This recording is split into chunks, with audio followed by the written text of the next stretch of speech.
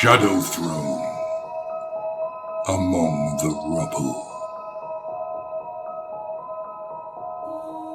The explosive collapse of the chamber roof had buried many of Carvelian's followers, trapping or wounding some, killing others. Before they could recover, a fresh wave of Genestealer cultists came in for the attack.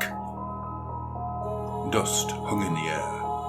It drifted in a miasma across shattered mountains of rubble. Thin shafts of light filtered through it, the weak glow of lumen falling from a higher sublevel through the ragged rent where the chamber's ceiling had been. Smashed stone creaked and settled.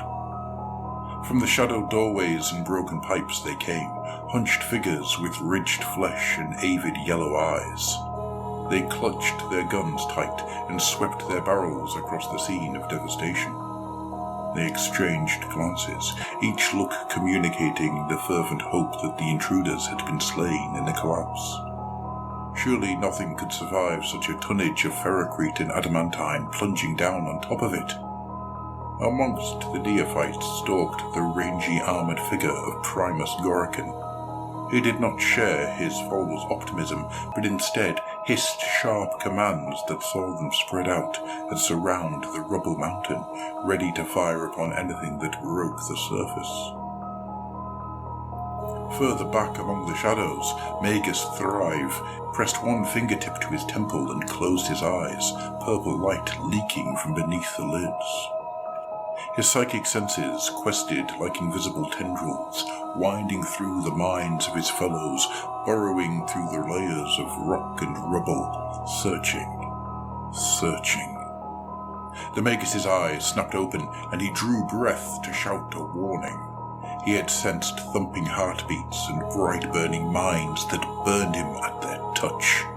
Moreover, he had felt the volcanic fury of the invaders and knew what it presaged.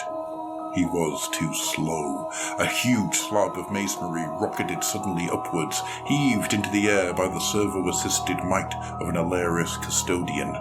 It crashed down atop a knot of neophytes and crushed them like insects.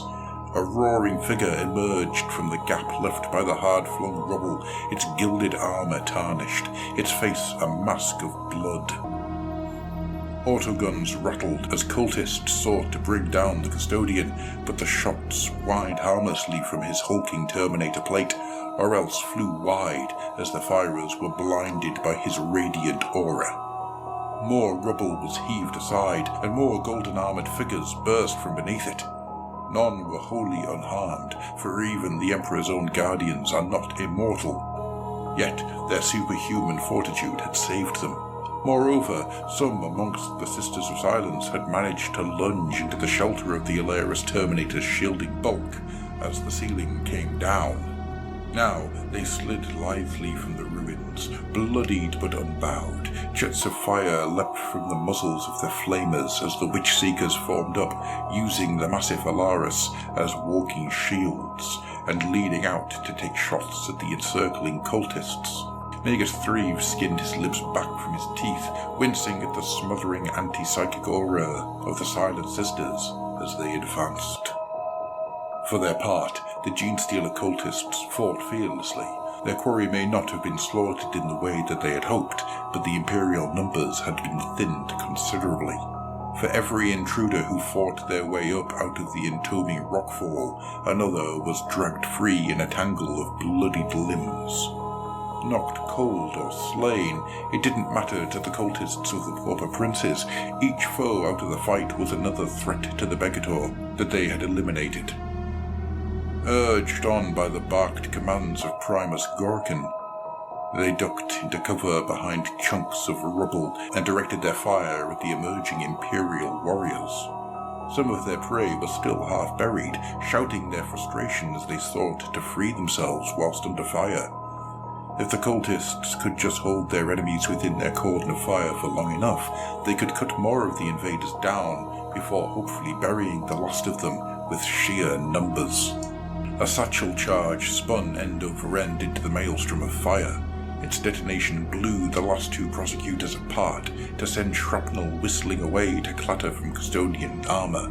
Return bolt fire ripped towards Messiah Thrak, forcing her to dive for cover and blowing massive craters into the lip of the ancient fountain. At the same time, Cavilian himself heaved aside a mass of rubble and rebar before drawing his blades and surging bloodied but unbowed down the rubble mound. Shots spanged from his armour and kicked puffs of dust up about his feet, but the Blade Champion ignored them all. His eyes were fixed on the Primus directing the ambush, and there was no mercy in his gaze.